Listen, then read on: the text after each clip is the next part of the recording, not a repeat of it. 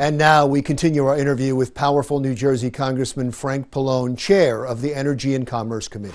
I saw in one of your press releases you did a shout out to Rutgers University. You've got to be so proud of not only Rutgers, but Johnson & Johnson's, of pharmaceutical companies in New Jersey, and some of the research that's happening in New Jersey right now to help us with this crisis. Oh, absolutely. I mean, Rutgers has been on the forefront. First of all, they did a lot of the testing for the Abbott 15-minute test. We're trying to get these tests out. And again, that's a big factor too in being able to do what I said with the testing, tracing, and monitoring, is we have to have these more immediate tests. It's like looks like a toaster. It's not the big machine. And they did analysis of that that showed that it could be developed and deployed widespread. And then recently, this week, Rutgers put together this a test thing where, like, I call it a spit test, I guess, right? Where you can just like spit into the thing and you get a good result. So they've been in the forefront. And of course, J&J, Johnson & Johnson, is in the forefront of developing some of the vaccines that we hope might be available, by maybe January or early next year. Also, they're dealing with treatment. In other words, one of the things, I don't think we can get to the vaccine until early next year at the earliest. But in the meantime, we're trying to develop treatments to the coronavirus so that, people, in other words, if the ideal situation, if this plateaus and the number of cases start going down, right? Mm-hmm. Then you have a treatment that, people can take a drug, by say July or so. That's helped so that they don't die or get really sick from the vaccine. And then by January at the earliest, you have the vaccine itself.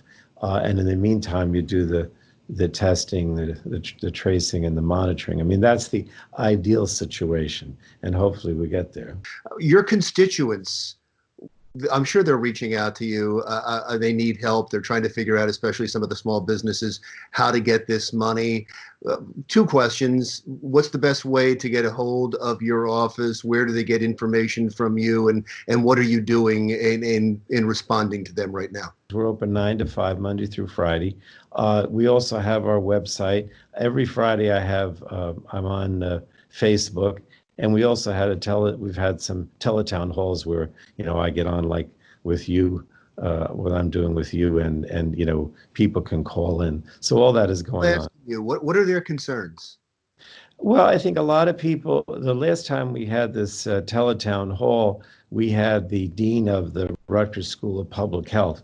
And so most of the calls were about the virus itself. How do you contact it? What do you do for social distancing? Can you touch food? What happens when you go to the grocery store? So a lot of that was about the virus and public health concerns. But when people call the office right now, a lot of it is about unemployment insurance, family leave, or small businesses calling.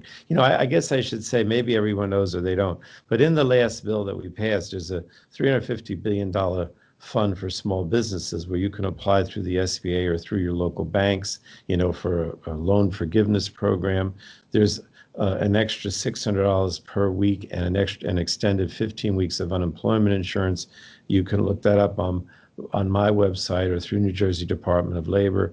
There's, food assistance. I mean, all these things are what we're getting. Oh, and I also should mention that the direct cash assistance has started to go out. So if people file with the IRS, they're already beginning to get checks. And that's the $1,200 for individuals, $500 for each kid in the family. And if you don't file with the IRS, so that should go out directly over the next few days.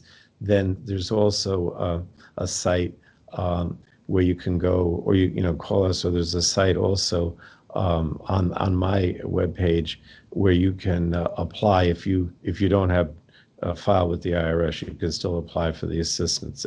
Anyone's eligible.